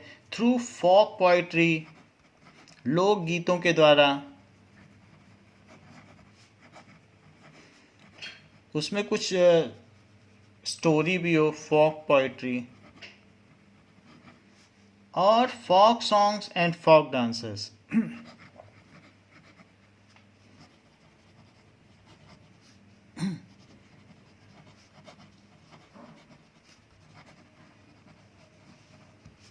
So the culture, ethnics, and language of a particular region is to be promoted for upbringing of the concept of nationhood. So culture, कहीं का जो कल्चर है, वहाँ की एथनिक्स है, सभ्यता, इसके अलावा लैंग्वेज, और वहाँ की एक जो ड्रेस कोड है वो भी, एंड लैंग्वेज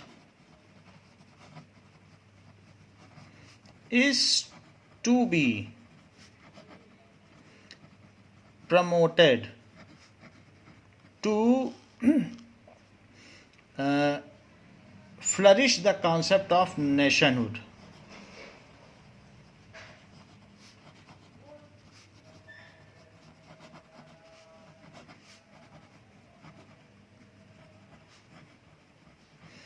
अभी तक कंजर्वेटिव्स का ही रिजाइम चल रहा था फ्रांस में, जो कि ऑटोक्रेटिक था.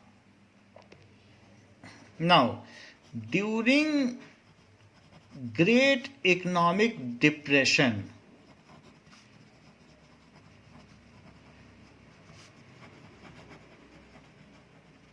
ग्रेट इकोनॉमिक डिप्रेशन आप लोगों ने देखा कि 29 से 32 तक आया था, और अमेरिका में ज़्यादातर लोग, वहाँ करीब 10 बिलियन लोग अनएम्प्लॉयड हो गए थे, और वहाँ सेचुरेशन की स्टेट आ गई थी कि अब और ज़्यादा मशीनी युग आ गया था, और इंडस्ट्रियलाइजेशन की वजह से लोगों का एम्प्लॉयमेंट लॉस हो गया था. तो ऐसे में जो वॉल स्ट्रीट शेयर मार्केट थी वो नीचे गिर गई थी, और उसके नीचे गिरने की वजह से लोगों ने वहाँ से अपना पैसा निकालना शुरू कर दिया. तो पूरे वर्ल्ड में एक इकोनॉमिक डिप्रेशन आ गया, महामंदी का दौर. तो ड्यूरिंग ग्रेट इकोनॉमिक डिप्रेशन, यही वो समय था जिस समय रिवोल्यूशनिस्ट को मौका मिल गया कि वो कंजर्वेटिव को उखाड़ फेंकें. सो ग्रेट इकोनॉमिक डिप्रेशन में फ्रांस में भी 40% तक वहाँ पर प्रोडक्शन गिर गया था. So in this the increasing population, और पॉपुलेशन भी काफ़ी बढ़ गई थी. Great economic depression, population of Europe, पूरे यूरोप में ये हो रहा था. Population of Europe increased, there was no grain to feed them, there was shortage of food. Now ये सारी चीज़ें हो गई. राइजिंग फूड प्राइसेस भी बढ़ने लगे. सो कंजर्वेटिव के अगेंस्ट में लोगों में एक तरीके का एट्रोसिटी थी, गुस्सा था. अनएम्प्लॉयमेंट एंड पॉवर्टी थी. Unemployment and poverty was prominent.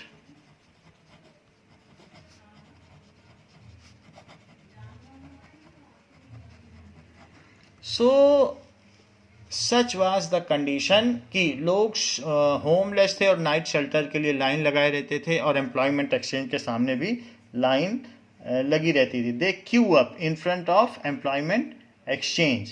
So in such cases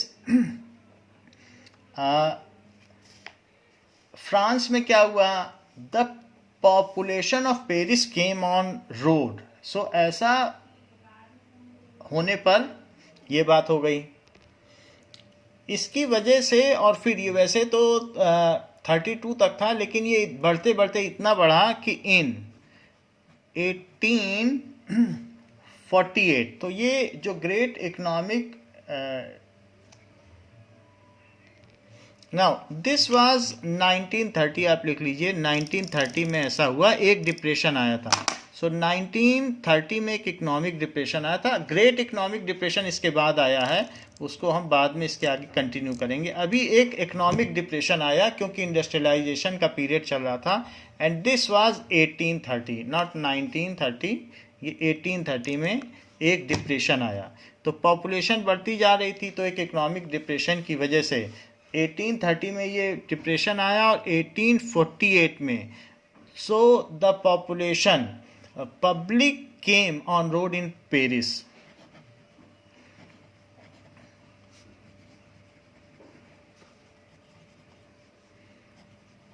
road in Paris. So ऐसा हुआ कि पेरिस में लोग सड़कों पर आ गए, डिप्रेशन हो गया। आफ्टर दैट फिर उसके बाद क्या हुआ कि when revolts of poor, so shortage की वजह से लोग सड़कों पर आ गए and they were demanding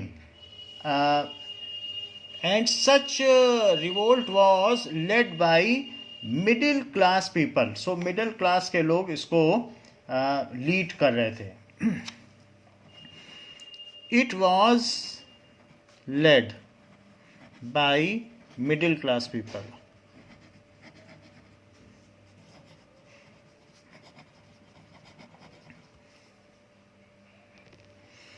They wanted a constitutional government. Autocracy नहीं चाहते थे कंजर्वेटिव्स की, तो कॉन्स्टिट्यूशनल गवर्नमेंट चाहते थे। जबकि कंजर्वेटिव्स तो कुछ ऐसे रिजाइम थे जो नोबेलिटीज़ भी उसमें बैठे थे, वो कंजर्वेटिव्स थे। तो वो वही सब लोग थे जो क्लर्जी मैन, नोबेलिटीज़ वही लोग थे, तो उनको ये हटाना चाहते थे। They wanted constitutional government with based on parliamentary principal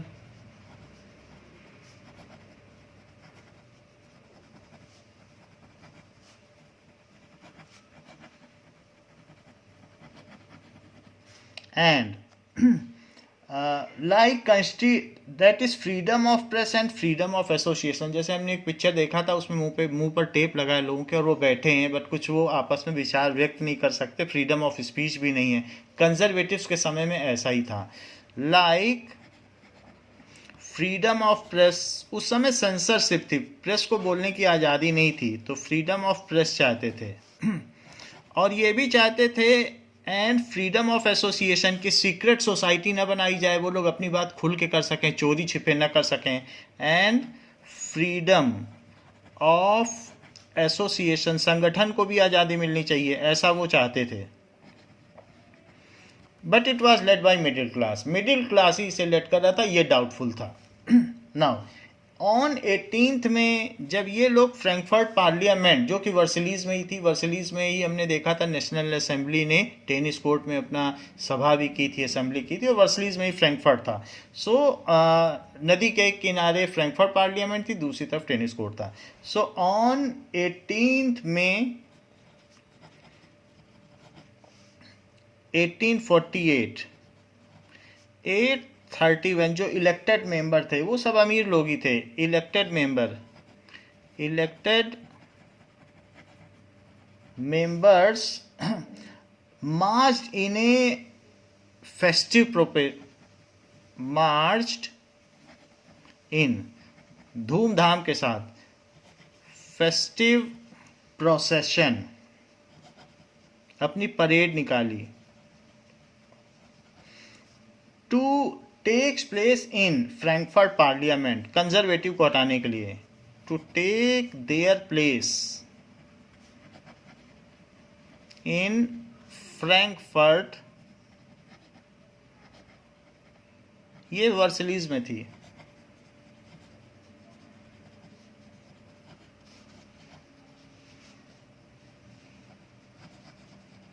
जो कि फ्रांस की एक सिटी थी, तो वहां पर वो लोग पहुंच गए।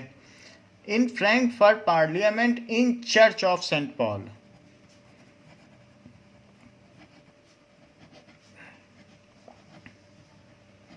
नाउ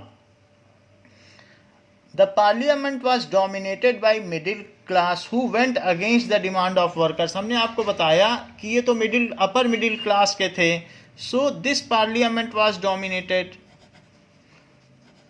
कंजर्वेटिव को तो इन्होंने हटा दिया। Parliament was dominated by middle class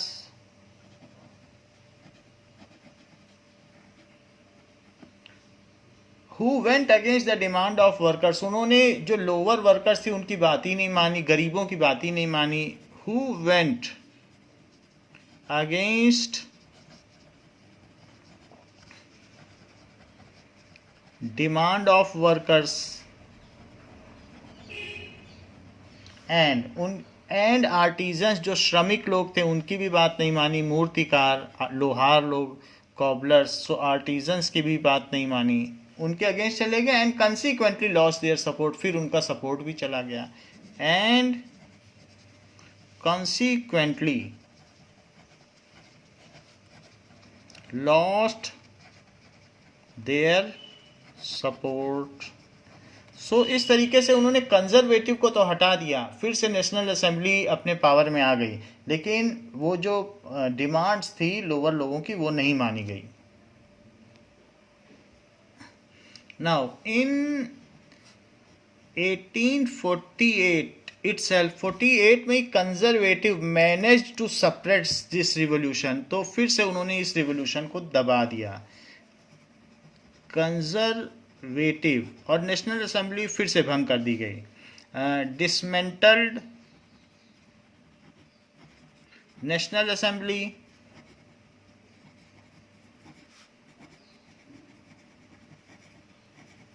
and managed to suppress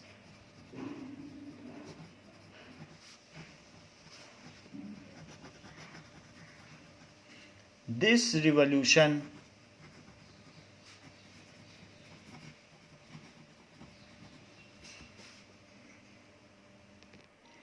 Now there is one more point needed to be adhered, that जब in 1815 conservative came in power, यह हमें मालूम है नेपोलियन के बाद कंजर्वेटिव पावर में आ गए थे.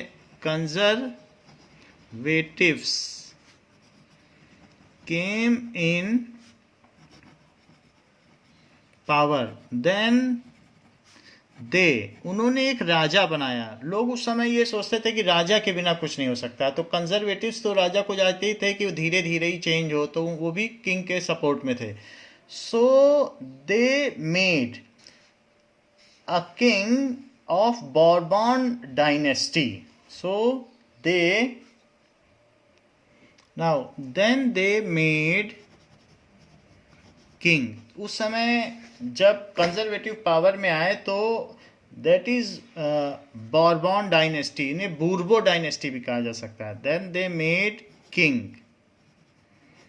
ऑफ, इसी का लुइस 16 था, तो उन्होंने फिर लुइस 16 को तो एग्जीक्यूट कर ही दिया गया था. आपने देखा कि रॉबेस्परे ने उसको मार दिया था. तो फिर उसकी डायनेस्टी में अब लुइस 17 था, तो फिर कंजर्वेटिव्स ने कहा कि अब लुइस 17 को राजा बना दिया जाए. Then they made king of Bourbon dynasty, Bourbon राजवंश जो था, किंग. लुइस 17 को राजा बना दिया गया. कंजर्वेटिव ने ऐसा नेपोलियन के हारने के बाद किया. So Louis 17 was made king. Then उसके बाद चार्ल्स को बना दिया गया. चार्ल्स 10, वो उसके भी मरने के बाद, सो चार्ल्स 10 को राजा बनाया गया.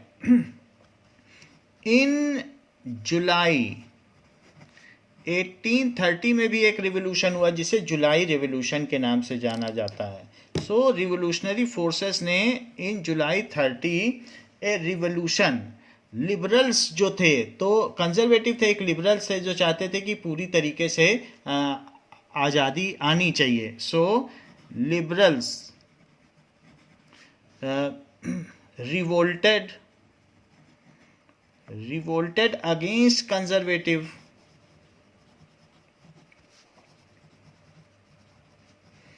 एक तो मैंने आपको ये बताया कि 48 में जो नेशनल असेंबली के लोग थे उन्होंने जाकर 831 लोग थे वहाँ पर बैठ गए. उससे पहले भी बीच में ये चीज़ हुई थी. तो liberals revolted against conservative and dethroned these kings. Charles 10 को हटा दिया एंड थ्रोन, उसे एब्डिकेट कर दिया।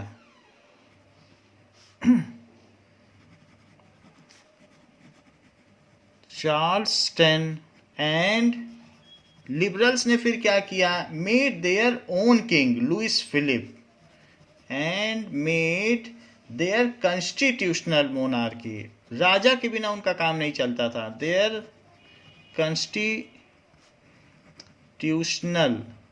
मोनार्की, जैसे पहले नेशनल असेंबली के टाइम पे कॉन्स्टिट्यूशनल मोनार्की थी, वैसा ही रिस्टोर कर दिया। मोनार्की का मतलब मोनोआर्की, एक के द्वारा शासन। मोनोआर्की, एक का शासन, उसको कहते हैं मोनोआर्की। पैट्रियार्की, पिता का शासन। मैट्रियार्की, माँ का शासन। मोनोआर्की, एक का शासन। तो इस तरीके से मोनार्की कर दी with their king Louis Philippe. So उन्होंने अपना एक राजा बना दिया, who was Louis Philip.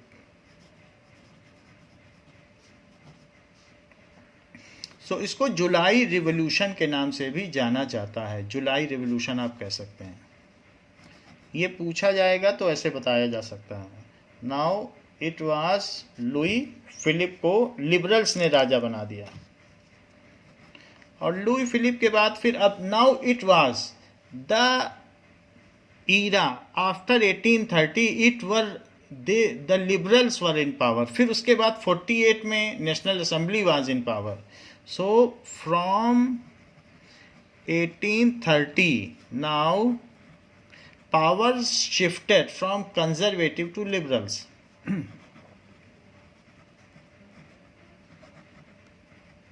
That from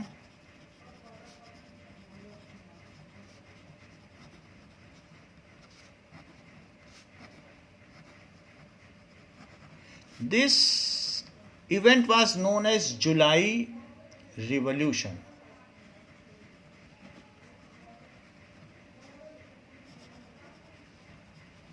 termed as भी लिख सकते हो, जुलाई रिवॉल्यूशन। सो ये भी होने लगा। फिर उसके बाद 48 में नेशनल असेंबली हुई, तो ये बात हो गई। Now that is von Metternich. Von Metternich कौन था? So von Metternich, that is the foreign affair minister of Austria. So minister of foreign affairs in Austria.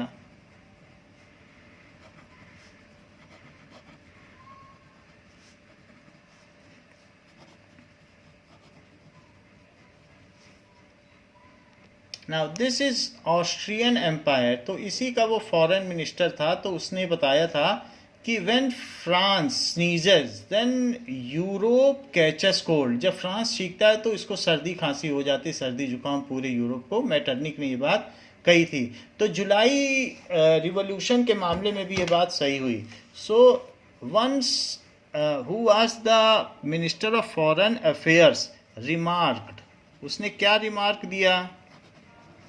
That when France sneezes, then the rest of Europe catches cold. Sneezes, then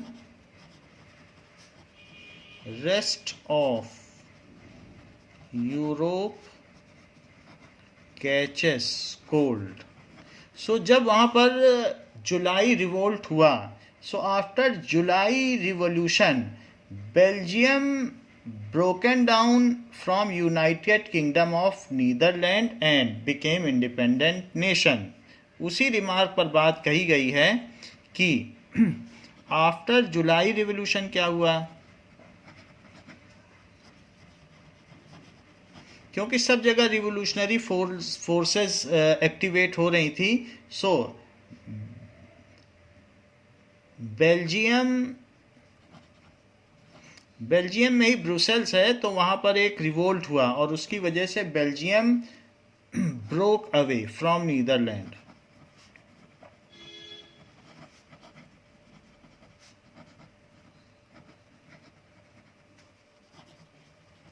and declared herself an independent nation.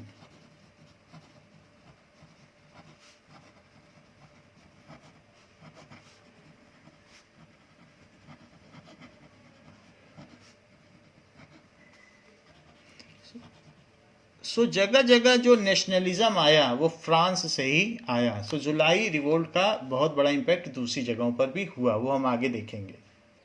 Now there was also the Greece which was under. So ये Greece है, ये Ottoman empire है जो कि खलीफा यानी Islamic world था. So Greece was under Ottoman empire. तो July revolution के बाद क्या हुआ कि जैसे हमने देखा कि बेल्जियम ने नीदरलैंड से अपने आप को अलग कर लिया था, तो वैसे ही ग्रीस, तो ग्रीस में 2000 साइंटिस्ट एग्जाइल में रह रहे थे, उनको देश निकाला दे दिया गया था. तो जो पूरा यूरोप था उसको, वो यूनानी संस्कृति से बहुत प्रभावित था, यहाँ की जो दवाएं थी. So it was all the Greeks who have attributed towards the benefit of industrialisation and modernisation of Europe. So they have sympathy. So एक इंग्लिश पोएट था लॉर्ड बायरन, तो उसने बहुत सारा फंड इकट्ठा किया और बाद में वो ग्रीस की लड़ाई के लिए लड़ा और बाद में उसको फीवर आ गया और फिर वो मारा गया.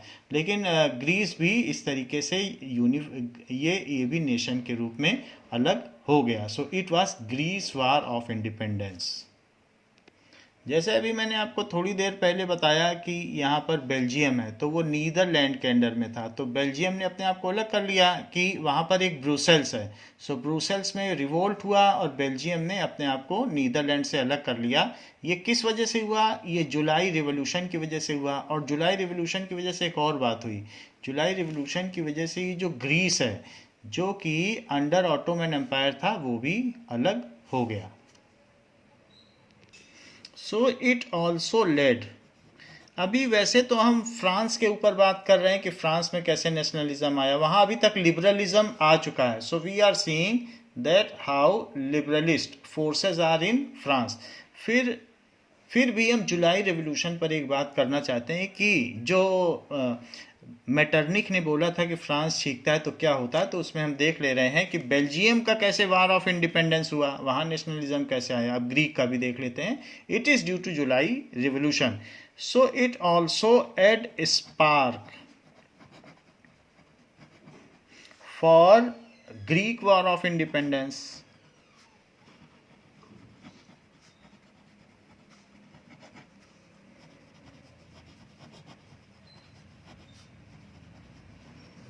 Now, Greek was under Ottoman Empire.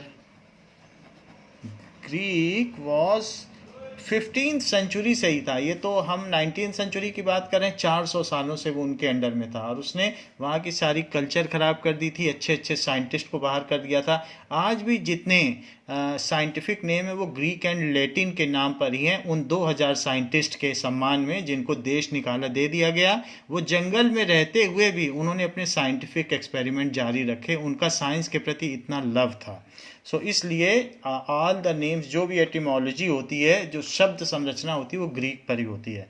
So Greek was under Ottoman empire, जो जिसके अर्दोगन आजकल प्रेसिडेंट है, जो टर्की कहलाता है, वो अब बहुत छोटा हो गया. पहले उसने बहुत बड़ा एम्पायर था, वो इस्लामिक रूल था. So under Ottoman empire. So under Ottoman Empire since 15th century, 15th century का मतलब 1400 से ही. But एथनिक्स जो भी एंड कल्चर ऑफ ग्रीस यानी यूनान, यूनान भी इसको कहते हैं, यूनानी दवाएं भी चलती हैं आजकल भी. सो जो ग्रीस के एथनिक कल्चर ने, it has a great impact on Europe,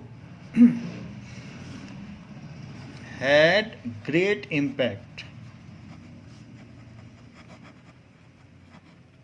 on rest of Europe. So Ottoman Islamic ruler have exiled most of the elites and great scientists from Greece. Ottoman Empire, that is Islamic Khalifa,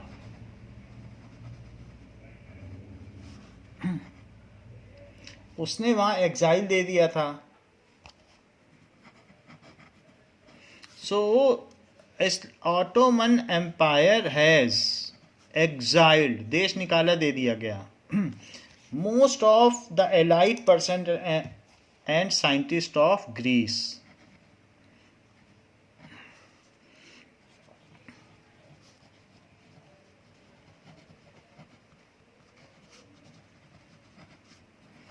एलाइस्ट का मतलब कुलीन वर्गीय लोग थे, जो बहुत उच्च वर्ग के लोग थे, उनको भी उसने बाहर कर दिया.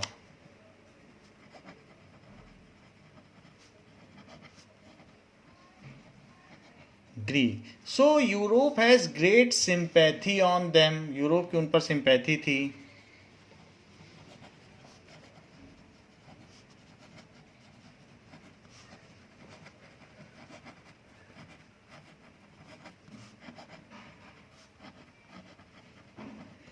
Now, the English poet Lord Byron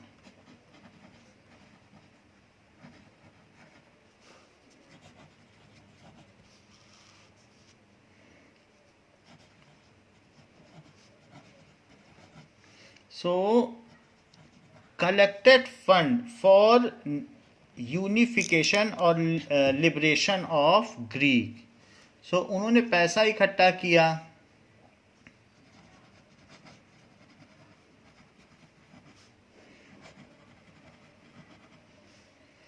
and went to fight the war.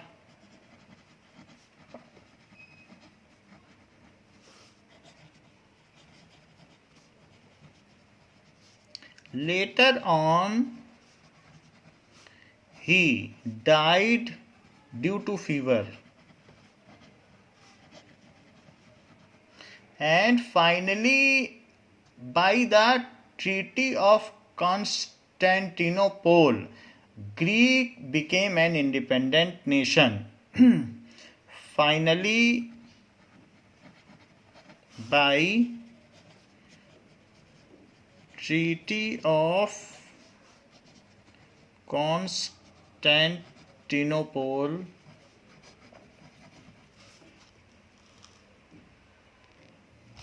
Now Constantinople को आजकल इस्तांबुल कहा जाता है, जो कि टर्की में है. तो वहाँ पर एक ट्रीटी हुई थी, वो भी ऑटोमन एम्पायर का ही मेन था, जो अभी सिर्फ टर्की रह गया है. So by treaty of Constantinople in 1832, Greek became an independent nation. Greece became an independent nation.